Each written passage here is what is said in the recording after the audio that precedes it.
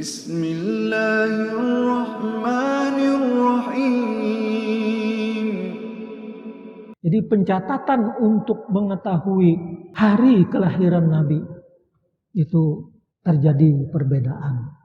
Sebagaimana juga bulannya tadi berbeda. Nah, kembali kalau tahunnya tahun gajah. Begitu aja. Kenapa begitu? Ada yang mengatakan, aku dengan Nabi waktu kecil sering bermain-main. Maka Nabi itu lahir berdekatan dengan diriku. Dan bagi mereka hanya cukup menyebut tahun gajah. Karena tidak ada lagi menentukan tahun berapa Hijriah. Sementara Masehi tidak dikenal pada waktu itu. Kenapa disebut jadi tahun gajah? Peristiwa pasukan Abraha ingin menghancurkan kota Makkah yang sasarannya adalah Ka'bah. Karena Abraha itu penguasa di Yaman. Dia itu cemburu berat dengan keadaan Mekah yang sejahtera. Maka dikunjungi orang untuk melaksanakan ibadat haji. Ibadat haji sudah ada ya, karena itu ajaran Nabi Ibrahim. Ramai orang berkunjung ke Mekah, orang tawaf di Ka'bah, melaksanakan agama yang mereka pahami, yang mereka yakini, agamanya Nabi Ibrahim, sehingga orang ramai datang dan terus berkunjung. Di samping itu juga ada sumur Zam-Zam. Sejak zaman Nabi Ibrahim. Abraha merasa berkuasa, orang hebat. Dia mengerahkan pasukan bergajah. Dia berangkat mengendari gajah dari Yaman. Kemudian diikuti oleh pasukannya juga bergajah. Sasarannya adalah menghancurkan Ka'bah. Yang mana nanti Ka'bah itu hancur, dia kembali ke Yaman, akan membangun Ka'bah yang lebih mewah daripada bangunan Ka'bah yang ada di Mekah. Itu cita-citanya. Tapi Abraha beserta pasukannya begitu masuk kota Mekah, rupanya disitulah diserang oleh segerombolan burung. Orang menyebut burung ababil. Ababil itu bukan nama burungnya sebenarnya. Alam tara kaifa fa'ala rabbuka bi ashabil fil. Apakah kamu tidak melihat, wahai Muhammad, bagaimana Allah menindak, memperlakukan ashabul fil, pasukan bergajah. Alam yaj'al kaidahum fi tadlil. Bukankah mereka itu begitu memasuki kota Mekah justru kucar-kacir? Wa arsala alaihim tayran ababil. Allah mengutus burung yang membawa batu. Begitu banyaknya sampai menutupi sinar matahari. Sinar matahari tertutup hingga kota Mekah seperti kena kabut asap yang pekat, ditutupi oleh sejumlah burung tadi. Maka itulah sebabnya alam yaj'al kaidahum fi tadlil. Mereka itu kucar-kacir karena jumlah burung yang begitu banyak. Tarmihim bihijaratin min sijil. Mereka pasukan bergajah itu, ashabul fil, dilempari dengan batu yang dibawa oleh burung kecil itu. Burungnya kecil tapi batunya, ada yang mengatakan batunya besar daripada burung. Nah, itu hebatnya. Ada yang mengatakan batunya memang kecil juga, ini dalam tafsir. Tapi begitu menimpa manusia akan tembus seperti senjata api. Sehingga kalau satu orang dilempar dengan batu, karena dia membawa burung, melempar terus tutut. Sehingga diri manusia itu berlobang-lobang. Satu aja kan biasanya peluru menembus badan orang, itu mati. Itu beberapa yang kena. Akibatnya disitulah. Fa'ja'alahum ka'asfim ma'kul. Maka mereka itu kemudian seperti kayu kering yang gelimpangan. Nah, tahun gajah itu tahun yang bagaimana sebenarnya? Nah, di sini ada disebutkan. Tidak persis juga pada saat tahun itu kelahiran Nabi. Persis pasukan bergajah datang menghancurkan Ka'bah. Di situ lahir. Tidak sepakat mengatakan itu. Ada yang mengatakan sekian tahun sebelumnya, wulidtu ana wan Nabi sallallahu alaihi wasallam. Ini ada seorang sahabat namanya Qais bin Mahromah. Dia berucap, aku dilahirkan bersama-sama dengan Nabi pada tahun gajah. Hadis ini meriwayatkan oleh riwayat Tirmizi. Ada lagi dalam hadis qala an-Nawawi wulida sallallahu alaihi wasallam ammal fil wa qila ba'dahu bi salasina sanah. 30 tahun sesudah serangan pasukan gajah itu Nabi lahir. Ada lagi yang mengatakan 4 tahun wa qila ba'dahu bi arba'ina sanah. 40 tahun sesudah peristiwa gajah Nabi lahir.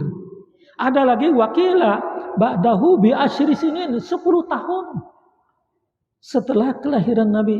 Tapi di sini was-sahih al-masyhur annahu amul fil. Yang jelas pada tahun gajah, katanya gitu aja. Bahkan Ibnu Katsir menyebutkan wulida sallallahu alaihi wasallam amal fil ala qaulil jumhur. Kalau memang itu persis pada tahun serangan pasukan gajah tahun itu, maka beliau adalah sesudah sebulan hancurnya pasukan gajah itu, serangan pasukan gajah. Wakila bi arba'ina yauman. Ada yang mengatakan 40 hari. Ada yang mengatakan khamsina yauman. 50 hari. Tapi ada lagi yang lain daripada itu. Nah, ini memang yang terdekat barangkali ya tidak sampai yang seperti tadi mengatakan berapa tahun. Jadi peristiwa gajah menyerang kota Mekah, pasukan gajah ya yang dipimpin oleh Abraha. Itu pun tidak dicatat oleh sejarah tanggalnya, tapi tercatat di otak mereka masing-masing. Kita ambil contohnya ya. Umpamanya begini, saya ke Palangkaraya setelah peristiwa konflik. Berapa tahun dia itu setelah itu? Artinya sudah tenang kota Palangkaraya. Kalteng sudah aman, damai, maka saya ke sana. Maka dicatat saya datang ke Palangkaraya setelah damainya Kalteng dari kerusuhan. Tahun berapa dia ini? Dengan cara itu aja. Orang yang berucap itu apakah 2 tahun, 3 tahun, atau 10 tahun? Karena apa? Pasukan bergajah menyerang Ka'bah sangat terkesan sekali bagi orang Arab. Begitulah juga sebenarnya ya kita di Kalteng ini, peristiwa kerusuhannya itu rasanya itu ngeri. Kita tidak ingin sama sekali terjadi hal yang semacam itu.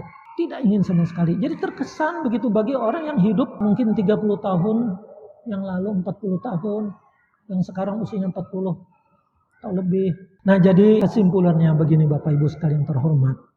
Adanya peristiwa atau adanya perselisihan tanggal yang berbeda itu, yang tidak ada kesepakatan di dalam sejarah. Ini menunjukkan bahwa peringatan maulid ataupun istilah ihtifal, perayaan atau peringatan tidaklah sebenarnya merupakan faktor yang penting. Bagi Bapak Ibu, kalaupun tidak memperingati, tidak merayakan, tidak apa-apa.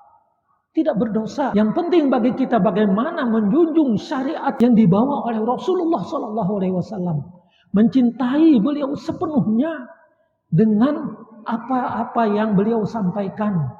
Al-Quran yang merupakan kalamullah kita junjung tinggi, kita amalkan, kita pegang teguh.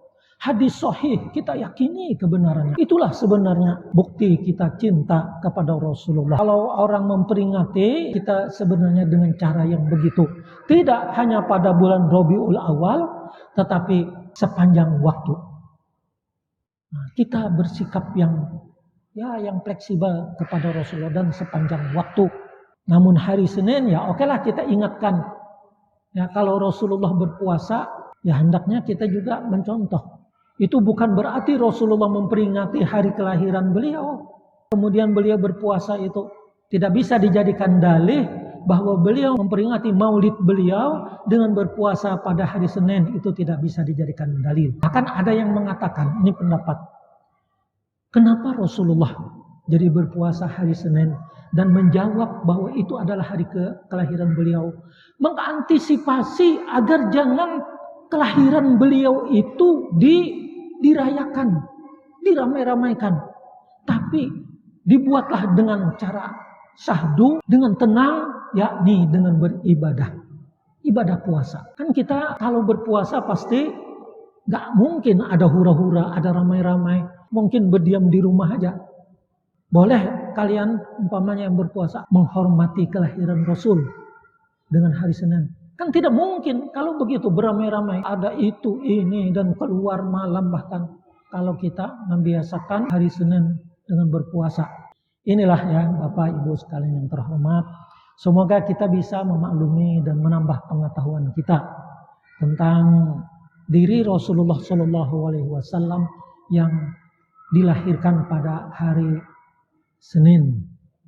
Tapi mudah-mudahan aja, ini satu harapan kita. Mudah-mudahan saja jangan ada haul beliau tanggal 12 Rabiul Awal.